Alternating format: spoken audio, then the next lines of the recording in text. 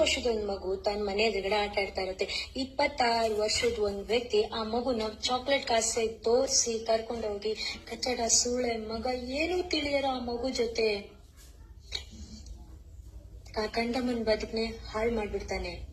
ಏನೂ ತಿಳಿದ್ರೆ ಆ ಕಂದಮ್ಮನ ದೇಹ ಒಂದು ಟವರ್ನ ಕಂಬದ ಹಿಂದೆ ಪೊದೆ ಸಿಗುತ್ತೆ.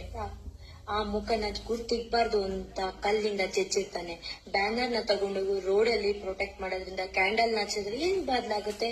ಎಲ್ಲಿವರೆಗೂ ಸೊಸೈಟಿ ಕಾನೂನು ಭಯ ಪಡಲ್ವೋ ಅಲ್ಲಿವರೆಗೂ ಈ ತರ ಘಟನೆಗಳು ನಡೀತಾನೆ ಇರುತ್ತೆ ಅಂತ ನನ್ನ ಮಕ್ಕಳನ್ನೆಲ್ಲ ಜೈಲ್ಗಾಕಿ ಯಾರನ್ನೋ ಕಾಣ್ತಿರೋ ಗಲ್ಗೆಸೋಕ್ ಬದ್ಲು ಯಾವನ್ಗೂ ತೇನು ತಿಳಿಯಲ್ಲ ಎಲ್ರು ಮುಂದೆ ನಡು ರೋಡಲ್ಲಿ ಯಾವ ತರ ಶಿಕ್ಷೆ ಕೊಡ್ಬೇಕು ಅಂದ್ರೆ ಒಂದು ಹೆಣ್ಣನ್ನ ಕೆಟ್ಟ ದೃಷ್ಟಿಯಲ್ಲೂ ನೋಡಕ್ಕೂ ಜನ ಭಯ ಪಡಬೇಕು. ಇನ್ನು ಮುಖ್ಯವಾಗಿ ಸೋಷಿಯಲ್ ಮೀಡಿಯಾದಲ್ಲಿ ಕೆಲವು ಹೆಣ್ಮಕ್ಳು ಕೆಟ್ಟದಾಗೆ ಬಟ್ಟೆ ಹಾಕೊಂಡು ರೀಲ್ಸ್ ನ ಮಾಡ್ತಾ ಇರ್ತಾರೆ. ಸೊ ಅವ್ರ ಕಂಟೆಂಟ್ ಏನು ಅಂತಂದ್ರೆ ಅವ್ರ ದೇಹನ ಅನ್ನೋ ತರ ರೀಲ್ಸ್ ಇರುತ್ತೆ. ಫೈನ್. ಮೇನ್ ಮ್ಯಾಟರ್ ಏನಂದ್ರೆ ಅವ್ರ ಬಲೆಯಲ್ಲಿ 90% ಯೂಸೇ ಬಿದ್ದಿರ್ತಾರೆ.